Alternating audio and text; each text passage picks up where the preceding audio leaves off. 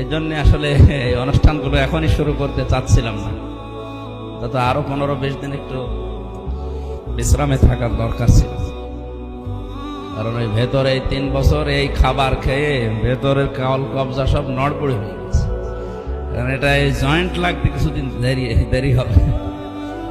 Check up করিয়েছে শরীর, কিন্তু ডাক্তার তো বলছে আপনি ঘুমান, 8-9 ঘন্টা করে ঘুমান। আপনারা জানেন জেলখানায় মানুষের সবচাইতে বড় নিয়ামত হচ্ছে ঘুম আসতে চাই। 24 ঘন্টা একটা ঘরের ভেতরে মানুষ যদি তালাবদ্ধ থাকে, পাখি থাকলে কেমন ছটফট ছটফট করে।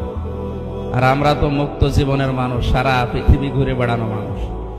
আমাদের যদি 3 বছর এক ঘরের ভেতরে 24 ঘন্টা তালা মেরে রাখে, যোগাযোগ বিচ্ছিন্ন করে, কিভাবে থাকা যায় বলুন?